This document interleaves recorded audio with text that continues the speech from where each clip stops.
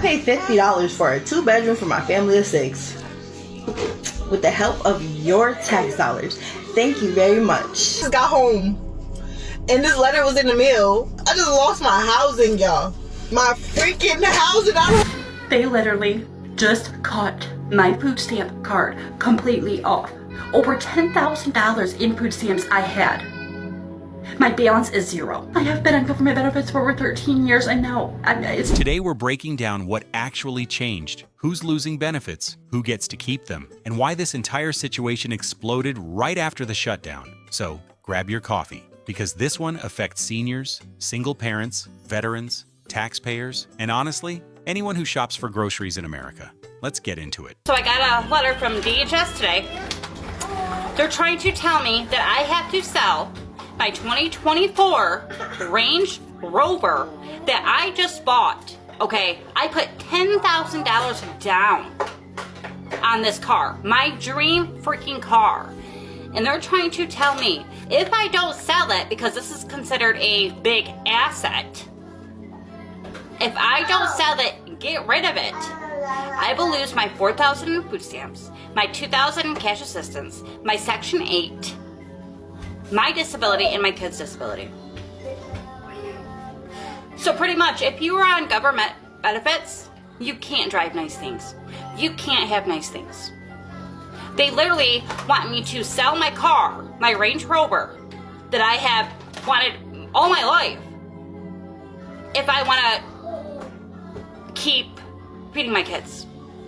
They're literally taking the food from my children's mouths because they know I can't work. I cannot work. It's been 13 years, okay? 13 years. Over a car? Over a Range Rover? Are you kidding me? This is what they're doing to us. This is what they are stripping our rights. Food stamps are Section 8 for the southern states in the month of November. Yes, the federal government just reported that the southern states will not be receiving food stamp benefits or Section 8 benefits in the month of November. And I have mixed emotions about this because I know some people really, really need this assistance. But at the same time, most motherfuckers is just abusing the system. Most motherfuckers do really need this. They just go out having motherfucking kids just so they can draw motherfucking food stamps. And nobody told y'all to lay down with all these motherfucking deadbeat baby daddies and keep having all these motherfucking kids and knowing they wasn't gonna help you take care of them or support them, but you was just doing it to get motherfucking government benefits. So, you know, it's a mixed emotions, it's a mixed bag, man. You have some people that really need it, but a lot of motherfucking people is just abusing the fucking system. So I really don't know how I feel about this, but now y'all might get off y'all's motherfucking ass and actually do something because you're being forced. This is the kind of announcement that hits people in two completely different ways. On one hand, you've got families in the South who genuinely rely on SNAP and Section 8 to keep food in the house and a roof over their heads. But on the other hand, let's be honest, there's a whole group that turned these programs into a lifestyle choice. Folks who kept having kids with men they knew wouldn't stick around, counting on taxpayers to carry the load while they stayed home and collected benefits. What do you think? Will these cuts finally stop the people abusing the system, or will they end up hurting the folks who actually need the help? Drop your take in the comments. I got an email from EBT. I used to get $740 a month for my 2 kids, and we're not getting EBT no more. They took the EBT. They saying I gotta work 20 hours a week. I'm not working for nobody. Get the fuck out of here. This is what Americans, taxpayer, work for us. They work for me. They gotta help me feed my fucking kids. Get the fuck out of here. You know what I'm saying? Like, don't be quitters now. Y'all been helping us all this fucking time. Now y'all want to tap out. Get the fuck out of here. I want my EBT, yo. I want my EBT, and I'm not working for nobody. I'm a fucking boss. What the fuck I look like working when the government is here to help? Come on. Y'all send all that money to Iraq, Ukraine. Y'all funding all these wars. But when it's time to help the Americans, y'all don't want to fucking help us? I need my fucking EBT, yo. I need my money, yo. I need my fucking EBT. Stop fucking playing with me. Bitch! Starting next month, we ain't getting no EBT food stamps. I'm irritated. Mama! Next month, we ain't getting no EBT food stamps. today and release the all-new 20. Oh my God! Everybody pack your shit, because we finna go up there to the White House for that orange bitch. Oh, y'all must thought I was playing. We finna catch that train up to that White House. Let's go. Today. Right now. Let's go. Tonight.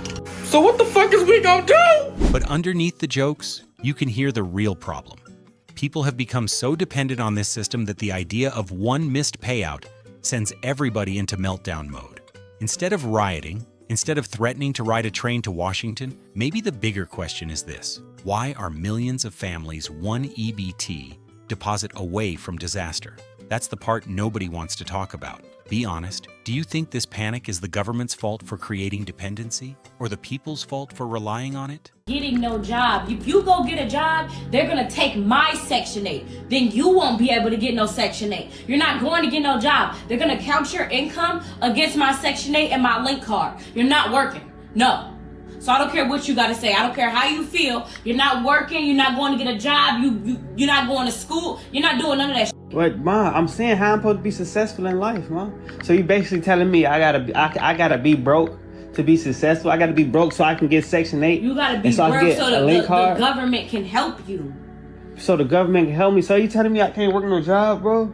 Like that's like all my friends got jobs and live in nice houses. So you telling me I got to go through the same thing you went through? If you don't do any of that, they're going to take my Section 8. How? And I'm won't they be like? Won't they? You can go get yours at ease. You can go get they will, nice house. No, they will look at that and be like, he's doing something and give me a bigger house, Ma. That's what you told me. Where I'm gonna go? I don't have no job. I can get off your Section 8 and apply for my own Section 8. But if you do that, you're gonna have to go the hard way. It's gonna take a long. So what? That's what I'm saying. A few months, get on Section 8, find you a nice apartment, go get you a link card. You will be fine. You don't have to sit up and work. You don't have to work no job. The government is here to help. Literally could go get a job and actually afford unsubsidized rent, not being subsidized by the taxpayer. You could go do that. You are literally choosing not to because you want to build your business. Why the are you allowed to leech off the taxpayer? I'm not leeching off of anybody. Yes, and I have tried. Tried what? My last job, I had a really bad situation. Tell. Where I was interviewing men in particular, and every time I got on the screen with them, they got their little willies out and started whacking him. I'm trying. What's your try? I have plans on finding a job. People covering the bill are the ones getting up at 6 a.m., dealing with bosses they hate, and paying full price for everything. Nobody is denying she's had bad experiences. Online interviews can get weird, and that's not okay. What do you think? Is this ambition or entitlement? Drop your take below. November, if you are at the grocery store and you see somebody walking out with some food because they don't have SNAP benefits, food stamps, whatever to pay for it, I need you to keep your phones in your purses, in your pockets, and whatever. I need you not to record nothing. I need you to mind your business. I need you to let these people feed their families, let these workers do their job. If they want to chase, let them chase. But I need you, talking to you, I need you to set aside and be still and let these people do whatever they need to do to feed their families. I need you not to interfere. I need you not to record. I need no evidence. Don't be helping these billion-dollar companies out, catching these people that are just trying to feed their families because assistance got cut because you want to help out your already billionaire friends. People that don't have to worry about how they putting food on the table this Thanksgiving. Not even Thanksgiving. People that don't have to worry about how to put food on their table for next week's dinner, for this week's dinner, for tomorrow's dinner, for tonight's dinner. Whatever the household situation is, mind your freaking business. Food stamps already being taken away. A Walmart already got fucking raided. And this is not going to be the first by taking away the EBT food stamps, especially right before fucking Thanksgiving, right before the fucking holidays. And if they think the American people are going to be okay with it, you think the American people are going to go starving? Yeah, you got it all the way fucked up. Expect way more fucking riots at the grocery stores, at Walmart, at Target, wherever EBT is fucking accepted at, yeah. Because apparently the only place that is still getting EBT is New York City and California. But what about the rest of the thousands of millions of fucking people who literally depend on fucking EBT for food? And I heard Aldi is doing a Thanksgiving feeding of 10 people for only $40 freaking. And I don't know how true it is, but you know what? If it is, I'm so motherfucking glad. Mind you, Aldi is not even an American brand. It's a European brand. They don't even celebrate Thanksgiving. Yeah. If people have no food during Christmas, have no food during Thanksgiving. Like, they know exactly what they are doing. They want people to cause commotion. But these are just people who are hungry. Like, I'm telling y'all right now, this is not going to end in a good fucking way. If y'all are going to sit here and think that people of this fucking country is going to sit home and starve while there's mad fucking stores around them, yeah, you gotta go. This is what happens when you pull the rug out from under millions of people overnight. You take away food stamps right before Thanksgiving, right before the holidays, and then act shocked when grocery stores start looking like disaster zones. Folks aren't rioting because they want drama. They're panicking because they don't know how they're going to feed their kids next week. A European grocery chain is out here offering a full Thanksgiving meal for $40, while our own government can't even guarantee basic support. People aren't trying to cause chaos. They're trying to survive. Be honest, does this feel like mismanagement or a warning sign of something bigger? I want to hear your take in the comments. I have no clue what I'm gonna do.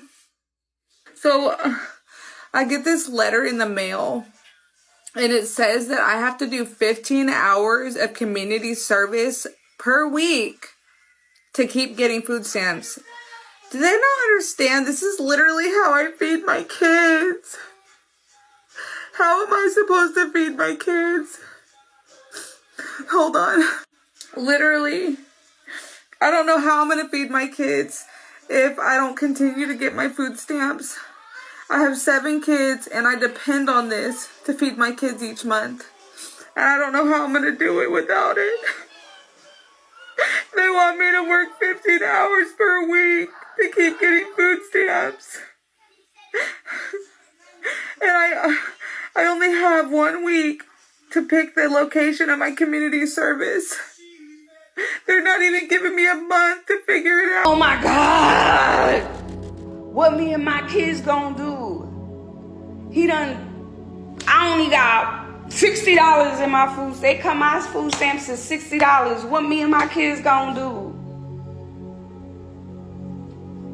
Like, that's crazy. I looked at my thing, it says $60. What is that?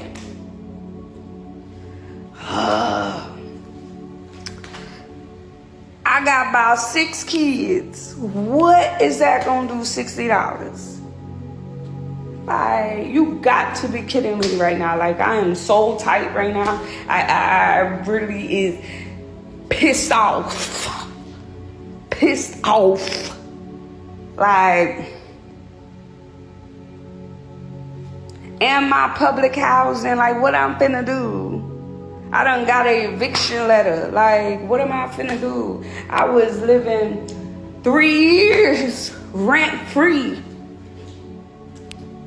Like, you gotta be kidding me. Like, what am I supposed to do now? 1 month you're getting enough to feed a big family, and the next month it's $60. That's not groceries, that's a couple of days of survival. And when you're raising 6 kids on your own, that number feels like a slap in the face. 3 years rent-free, and suddenly the bill comes due all at once. Imagine that pressure. Imagine trying to stay calm for your kids when you don't even know how you're going to keep a roof over their heads next month. This isn't laziness. This is a system collapsing underneath families who are already hanging on by a thread. What do you think?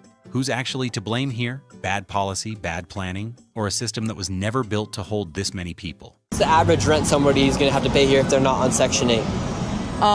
For a 2-bedroom apartment, it will be $3,500. And do you think Section 8 kind of incentivizes people to stay poor? That way they can stay inside of the brackets to get the cheap housing? I would say so. It got to be another way. I'll say so. But however, we need Section 8 to survive. Otherwise, how can we do it? And if we make a certain amount of money, a little bit of money, more money, then we don't get that support. Yes, and it's hard. It's kind of like twisted, because if you do well, then you're going to be paying more. But if you That's do, crazy. If you pay, I have a bachelor's degree in clinical psychology. If I go to work, a regular job, I won't be getting any help. I could only come out here whenever I got a little time to make extra money to survive. What's a good day of business like out here? I'm not going to respond to that. No, we can't do that for taxes, right? Huh? We can't do that for taxes, No, right? I didn't say that.